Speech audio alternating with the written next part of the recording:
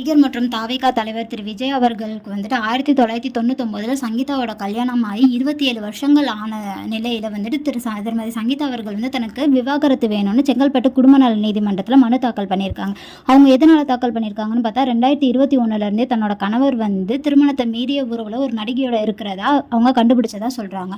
இதை கண்டுபிடிச்சதுக்கு அப்புறமேட்டு அவர்கிட்ட சொல்லும் போது அவர் வந்து முதல்ல அதை விட்டுறன்னு தான் சொல்லியிருக்காரு. பட் அப்படி இதுன்னு சொல்லியுமே அவர் வந்து மீண்டும் மீண்டும் அதே உறவை வந்து தொடர்ந்ததுனால தான் வந்து மிகுந்த மன உளைச்சலுக்கு வந்து ஆளானதா அவங்க வந்து சொல்லி இந்த மனுவை தாக்கல் பண்ணியிருக்காங்க. அது மட்டும் இல்லைங்க, 2021 வந்து இப்போ வர அவங்க ஒரே வீட்டில் இருந்தாலும் தனித்தனியாக வாழ்கிறதா தான் அவங்க சொல்லியிருக்காங்க.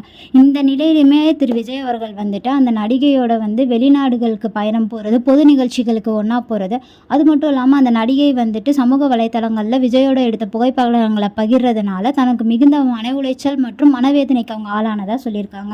இந்த நிலையில் வந்து விஜயோட மனைவி மட்டும் இல்லாமல் அவங்களோட குழந்தைங்களுமே நண்பர்கள் மற்றும் உறவினர்களுக்கு மத்தியில் அவமானப்படுறதா சொல்லியிருக்காங்க.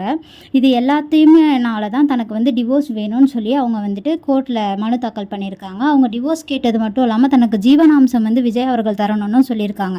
இவங்க சொன்னது எதையுமே வந்துட்டு எதிர்த்து விஜய் அவர்கள் வந்து இதுவரை எதுவுமே பேசலை.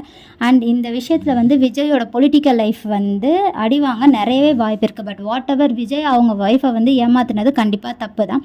பட் இது வந்து அவங்களோட பர்சனல் லைஃப் சம்மந்தப்பட்டது. இதை வச்சுட்டு அவரோட பர்சனல் லைஃப்பை வந்துட்டு நம்ம அவரோட சோஷியல் லைஃபோட சம்மந்தப்படுத்தி நம்ம ஜட்ஜ் பண்ண முடியாது.